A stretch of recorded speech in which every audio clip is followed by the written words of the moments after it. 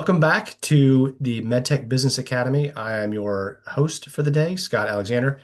As always, joined by some illustrious co-hosts, Barbara Strain, Mike Sperduti, and Skender Daerti. And we were talking a little bit about what the topic should be for today. And we started getting into just a discussion around what we see in terms of how medical device companies approach prospective buyers and sort of where things go right and more importantly and more interestingly, where things go wrong. We'll just kind of start off. I'll kind of share my thoughts to get us going, and then Mike, Barbara, Skinner, I know you all had some opinions. We were talking about where do people go wrong, and I was making the joke. I don't know if it's that much of a joke; it's more of a rant. That I think one of the big misses that we have in our industry is we perceive that the buyers and the prospects inside health systems are like in that show Severance. If you haven't seen it, it's basically where people have some sort of brain surgery and it separates the way that they think about like life outside of work from what they do inside work. And they have there's no correlation between the two and like the completely separate personalities. And I think a lot of ways, from a marketing standpoint, we act like that's what's happening. And by that, what I mean is if you were to go and buy a car today and you wanted to research, do whatever, the vast majority of the work you're going to do is done without having a sales professional involved. I'm getting online, I'm talking to friends, I'm doing my own research, and I only have to engage with somebody at the dealership when I'm ready to purchase. And that is the exact opposite of what it's like to be on the purchasing side of medical devices. As somebody who has been an executive inside a large health system, I can tell you there was very clearly a desire to keep me from knowing absolutely anything at all outside of the very kind and caring hands of the sales professionals of every single company that called on me. And so I guess I'm just going to open up the panel, like, why do you think that is? And is that a good strategy, a bad strategy? What do you guys think? I'm going to throw a couple of things out there. I've been to a couple of conferences over the last 5 weeks and things. There's sort of a different air out there. There's a resurgence of really looking in towards yourselves as organizations and provider organizations. And I already have lots of widgets. Why don't I figure out how do I use my widgets better? How do I Mhm. utilize things better? How can I really control what I've already purchased, what I already went through these decisions, and then figure out, do I have a true need in things? And it gets to that point where that research is getting, in some cases, easier between certain, AI searches that you can do where you feel confident and you can research things. Mhm. There's also more interactions because we've been so virtual oriented in a lot of our interactions that Mhm. I can find out from, five other hospitals where I might have colleagues and things and find out about things. So we're not just sitting around waiting for someone to come to our doorstep and knock, knock, knock and say, "Look, I've got it. This is what you need," without knowing what we need. So that's kind of where I'm going to drop this for right now. Mike. So I think fundamentally the market the market is ripe for the companies that want to do the right things. And what the right things are basically understanding the customer and understanding the market at the customer level. And I think one of the biggest problems that med tech companies are facing right now is, as Barbara, you said, with the whole situation going on with the ports in Iran, with the fact that people are wanting to use the products and the technologies for longer, that the sales are getting fewer every year because everybody's maximizing their spend already. It's getting harder to find those opportunities. So what do?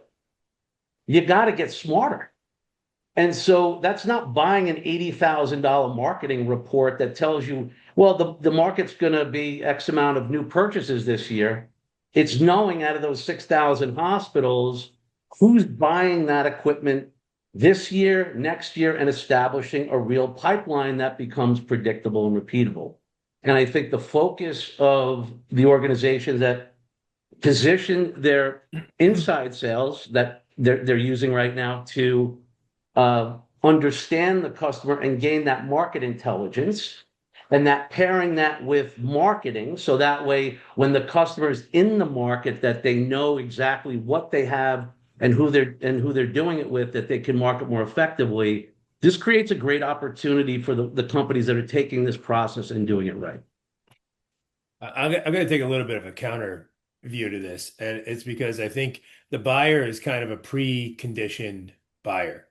And in everything else we do, we're talking about, taking a consumeristic approach, but the buyers for MedTech are conditioned under the premise, and you can dispute this, especially, Scott, Barbara, you guys have played on quasi both sides of this, but when you were in the medical and you're on the provider side, most often you learned about new technologies, new offerings, new things that were pushed to you from the representatives that came into your doors, right? We have not gone into the ubiquitous world of marketing and consumer marketing, and there's not massive advertising budgets, right? Even companies like J&J and Siemens and Medtronic and whoever else, they're still not spending exorbitant amounts on advertising through consumer channels, right? They're still doing it through very narrow channels, and Mhm. therefore it's not ubiquitous. So a lot of the new stuff is still coming in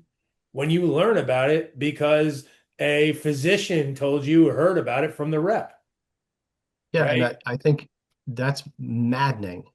Barbara, I don't want to speak for you, but I know having sat in the seat, that's maddening that it's like, you mean to tell me that you don't trust that I'm intelligent enough to be able to do my own research without having to have Randy the rep in the room? Like I mean, to say it's insulting is an understatement. But it's not the insulting part. It's usually what ignites the idea of, hey, there's a new generation of X. Mhm. I just heard about this. And maybe that wasn't on your radar because you're managing, 50 categories of products, but you Right. needed that surgeon to kind of bring it up to you. And then now you can go do your own homework from there. But the initial igniting of the new product, because again, the preconditioned process was that Mhm. it started with somebody coming into your facility and showcasing it to you. Mhm. And I can tell you that for the vast majority of our clients today, they do not, it's a rep is not the first point of contact. And those companies have margins that are substantially better than many of the legacy companies that are out there. And so I think there's again, I know there's a position of this is the way we've always done it. And the reality is like that's the way that every other industry in the world used to do it. And it's just that we seem to think that we're unique or different when the truth of the matter is that that's not the case. Right? If you really want to think about how do we like the purchasing power of understanding, there are industrial, I mean, you can you can go buy a combine. Like again, I'm not being facetious, but like a farming combine for $750,000 from John Deere or Case or whatever, without having to have a significant amount of impact or interaction with the sales rep. $750,000 in spend for one purchase is bigger than most categories that are inside of a particular hospital. Here's what I would say is that if instead of saying we're going to keep all this education locked in the heads and the hands of the sales reps, which have less access than they did 10 years ago, are stretched thin, or have no relationships with many of the buying personas inside a hospital system, if that's the strategy that we're going to take, then you're limiting your ability to grow the business. Instead, if we said, hey, we're going to live by the golden rule, do unto others as you'd have them done unto you. How would you want to be treated sitting in that seat? I would want somebody to assume that I was semi-intelligent and would be more educational in reaching out and saying, hey, did you know you have this problem? And did you So know that here's a way you can solve it? And in doing so, in getting an invite into the building as opposed to going the other way around. I'm not advocating that that's the way it should be done.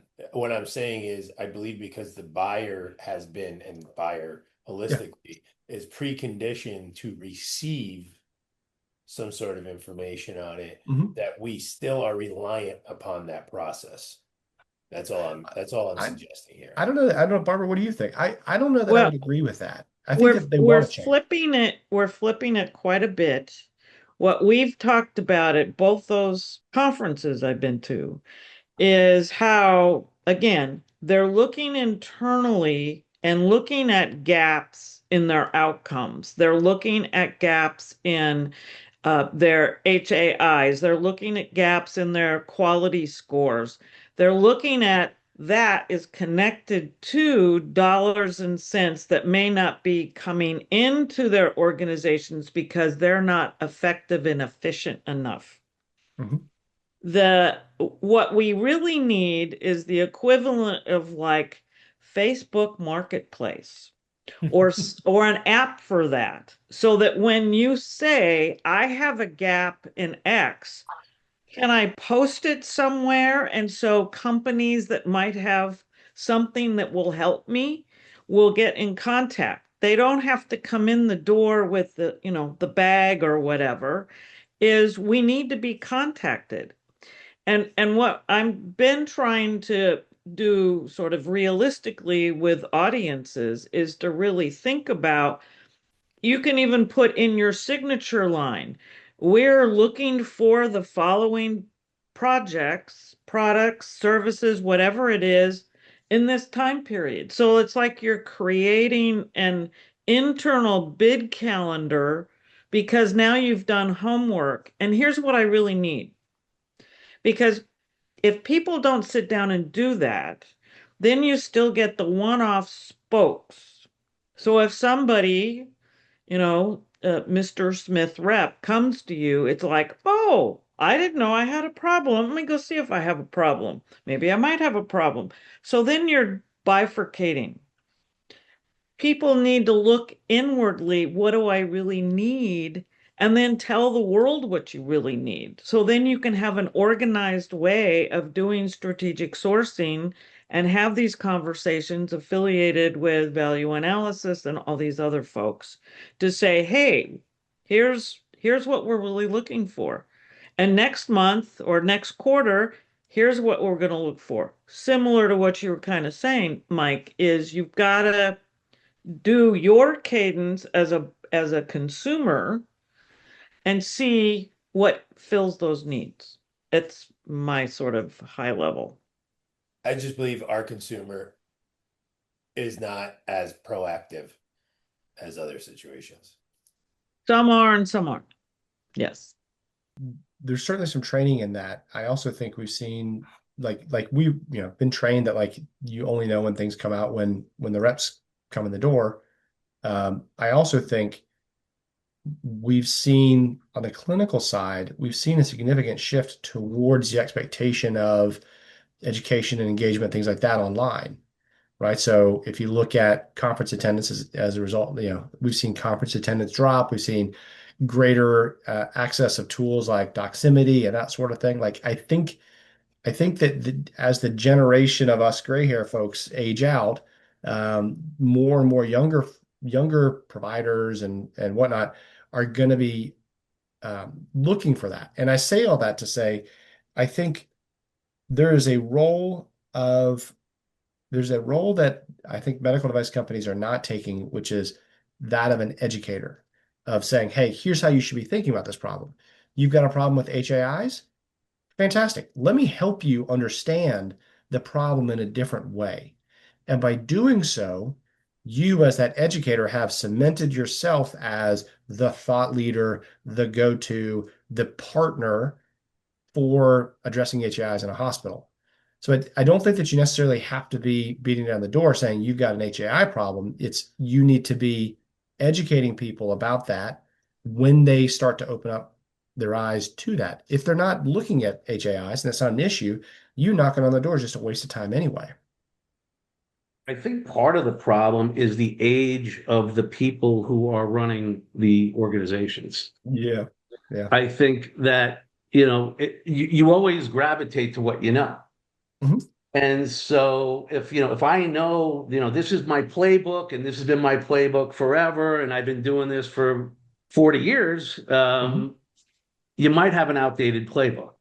Hmm. And for whatever reason, you have a lot of people in power right now making these decisions that are clueless to a lot of the modern ways of the market and technology and the customer.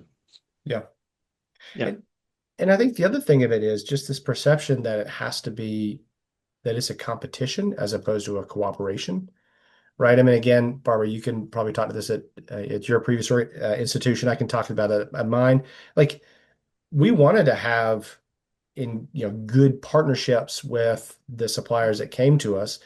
And the thing that was just disappointing was every time the word partnership came up, what it really meant was, Scott, you and your team are not going to beat me up on price. As opposed to, hey, you actually understand the problems that I have. You're actually coming in with the right solutions. And oh, by the way, sometimes it's not even the most expensive thing. Like, wouldn't that be novel if somebody came in and said, hey, you don't need the latest and greatest for this, you should have this moderate piece, and let's figure out how to take care of you Mhm. as a company as a whole. Like instead it's competitive. And I think, Mike, to your point, it's like I'm going to use the tricks of the trade that I've leveraged for the past 40 years to try and keep going, as opposed to what every other industry is doing, which is looking at like, how do I better understand the buyer? How do I become a better partner? And in doing so, the business just comes to you as opposed to having to like wrestle somebody down to the ground to sign a PO. So, We And a prime example is implants. There's premium, there's mid, there's basic. mhm, And so the partner would say, here's where you are today, and you're doing too many premiums. Let mhm, me help you to resettle, re-get cast that. And what would that look like across your, 10 surgeons that do knee implants or hip implants? And what would that do with the bottom line? And how can you get to that place? And I think every listener right now is like, that is crazy. Why on earth would I give up revenue? Because, like, why would I do that? Because if we can bring in more patients, because now we've kind of streamlined and have a way to do what we do. Uh-huh. So we did some of that.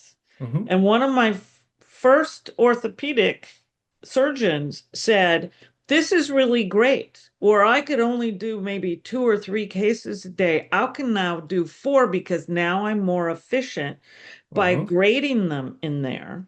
So Uh-huh. they bring in more. So you're actually buying more Uh-huh. and we're doing more patients Uh-huh. and providing more to our community. So it's how you really look at it. But that's a really interesting point, though, where when you have to make the decision as an authority, as somebody who really cares about the customer and is playing the long game, to actually recommend to take a little bit of a haircut right now because it's the right thing to do, and by avoiding that, you can go into the business graveyard of like Kodak and Blockbuster, right? Where the Uh-huh. trend was there and it's right in front of your face. And Kodak actually had the technology, and Blockbuster could have bought Netflix, but Uh-huh. nope, that's not what we do. Yeah. Yep. And there's the fundamental flaw. And You the get other in thing your own too way. is if you do that, like if you were to come to me and you said, hey Scott, like here's what the mix is, it's off, you're spending too much on the premium products, whatever, whatever. Yes, I think we could probably do more cases, just like you're describing, Barbara. But the other thing is like the next time that category is going out for RFP, do you think I'm going to take it out to bid? Like, no, that's just stupid. That's such a short-sighted view of it because I know that no other company is going to do that. So you get Because the everybody customer plays the same game, longevity. which is like, I'm going to bring in my premium product as like, oh, it's 5% of the cases. And then by the time we're done with the contract, it's 80% of the cases, right? And it's like, oops, that's just how it works. Like nobody's surprised by this. But if you play the game differently and said, hey, it's not, we're gonna pull this back as you're going through and we're gonna be good partners. Maybe it's not 5% of the case volume, maybe it's 50%, but it's not 80. I'm gonna remember that when it comes around. And Mhm. again, this is not like Severance where I can't remember what happened yesterday. This is like how people remember. They know we had reps change far more often than like my contracting people. And so like Hmm. we knew what happened when we went out to bid last time, and we know how you operate. Hmm. So to Right. me, that's long game versus short game. Hmm. And I think also that's again a systemic problem with a lot of companies is they don't look at customers as relationships. Right. They look Yeah. at customers as transactions. Hmm. And as soon as you're a transaction, you're a vendor, get on the list. Hmm. If I have a relationship, you're coming to the company party, right? Different, you're Yep. playing a different game. Yep. Right.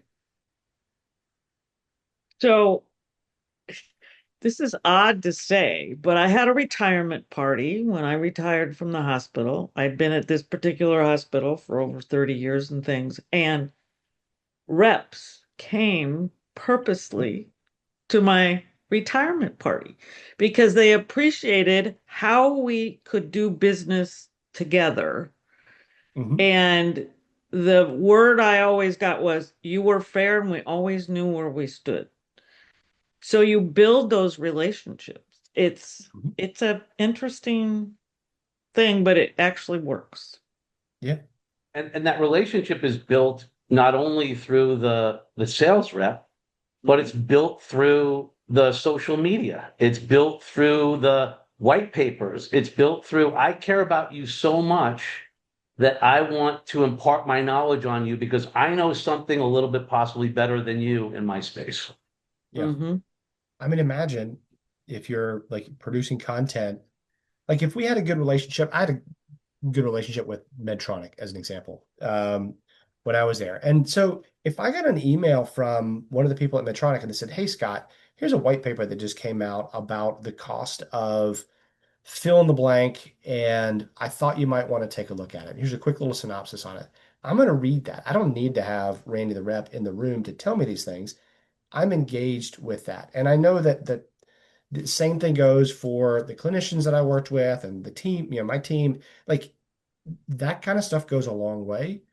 And so you don't have to be there to strong arm the information down my throat. In fact, I much prefer to be treated like somebody who's going to do it. And yeah, that's not everybody in the industry, but that's a lot of people, as we're being forced to always find how do you drive savings and that sort of thing. Well, ironically enough, we also have to have an idea that the older generations are leaving in droves, Mhm. and they're being replaced clearly by a younger generation that receives content and information vastly different, right? Mhm. In our younger days, before the likes of 24-hour news networks and CNN and Fox News, etc., people received the 11 o'clock news, and people would wait for the 11 o'clock news. Then the 24-hour news things came on, and then all of a sudden, then you had 24-hour news channels that were stratified according to different opinions and viewpoints, etc. And our generation or the older generation still believes that is the way to intake the news. The new generation doesn't even know what a channel is, right? I Mhm. couldn't tell you what a channel is. What channel? What's a channel? I don't know. Because most of them are getting their information from TikTok or something Mhm. like that. And so, case in point, we actually just had one of our large customers host a global executive leadership meeting, and they asked us to put together an advisory panel, and it consisted of a supply chain representative, a distribution representative, and somebody senior in pharmacy. And this was a pharmacy product.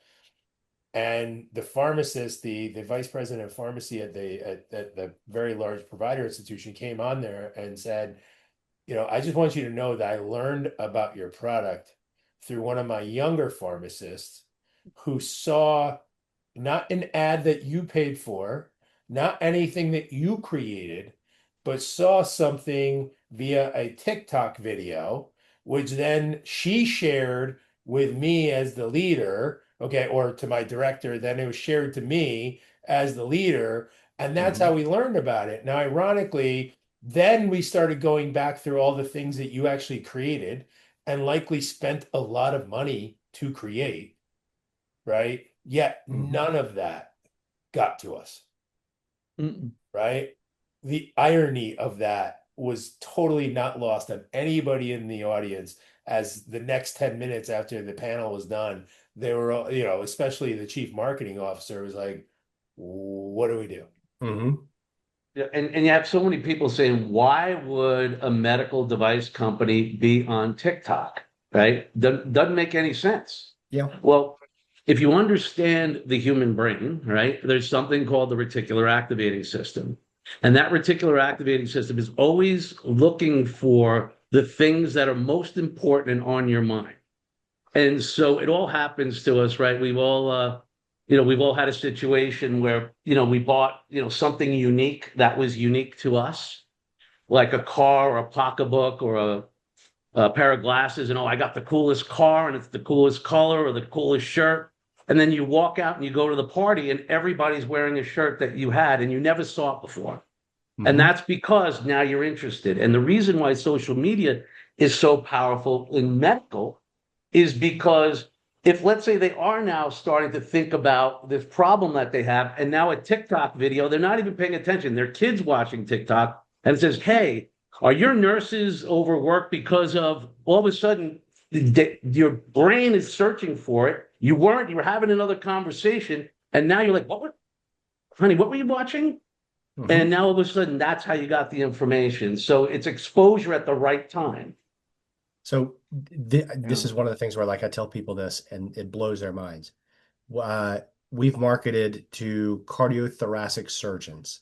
So, like, if you think heart surgeons, if you know any, like, super intense, right? Very, like, they don't mess around. That's really, the number one converting channel to get them to have a conversation with a sales rep? Facebook.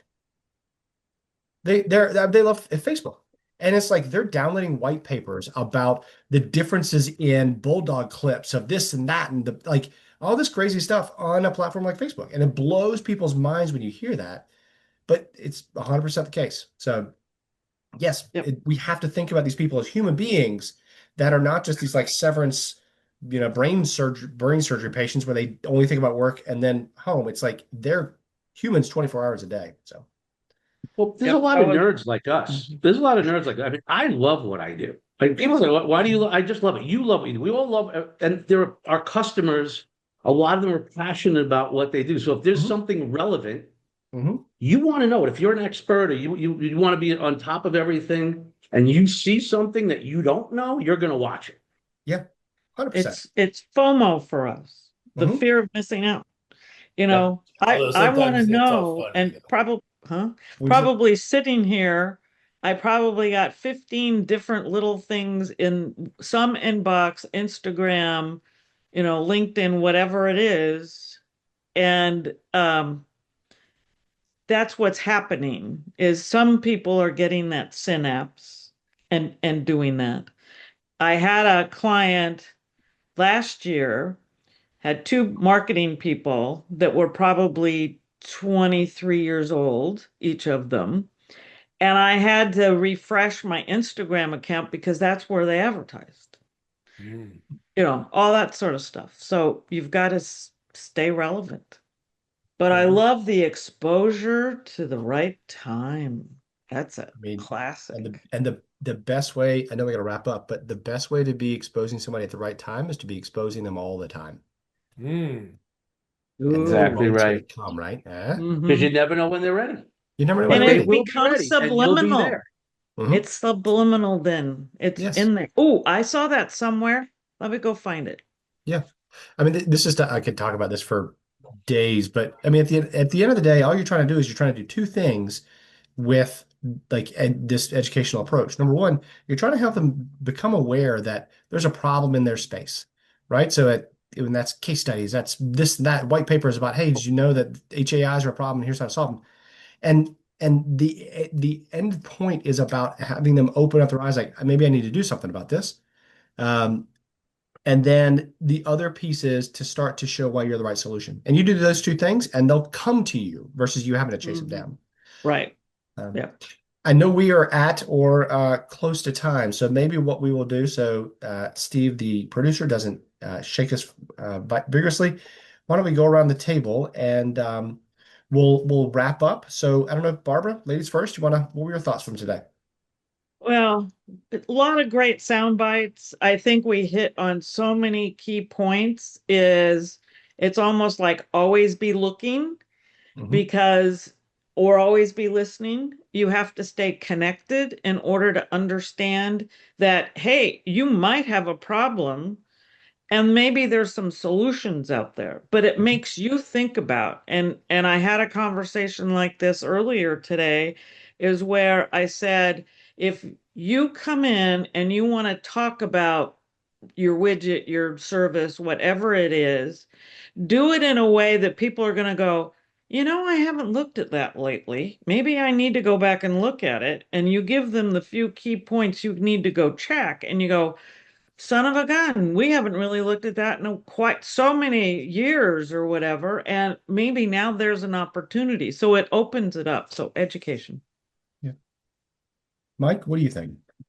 I agree with Barbara. I think that the way to succeed with customers is to understand their problems as good or better than they do, and to have a solution for that problem better than everybody else, and to be able to demonstrate that day in and day out with everything that you do and have the references to back it up.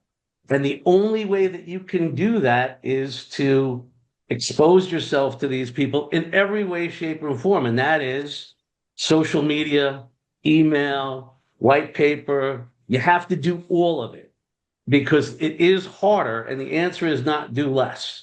The answer is do more. And I love your quote. What was it? Do it all. When are they in the market, or do it all the time? What was the Oh, I Scott? don't Your know. thing was Yeah. Did you ever see the part of Will Ferrell in Old School where he debates I James blacked out. Carville? Yeah, like that's me and all the time. Is like, what's the I best way to think it market was to them an all the I think it time? was Like, I got it. I think it yeah, was they're not in the market all the time, but you need to be yeah. promoting all the time. So when they're ready for you, that they'll know you. That yes, basically, you should always be advertising because they'll have a moment where they're awake, and then boom, then you got them. Yeah. So just do your thing and have fun with it. That's right, Mr. Daerti. What do you think there, Uh, sir? I think the concept of everybody needs to consistently be adapting to the ways of today. It's funny because we talked about, how people oftentimes don't seek expertise, yet over the last 5 years, I don't have enough fingers to count all the people that were COVID experts, experts on the Strait of Hormuz, experts on Middle East relations. That's Seems right. like everybody I talk to knows the entire history of that part.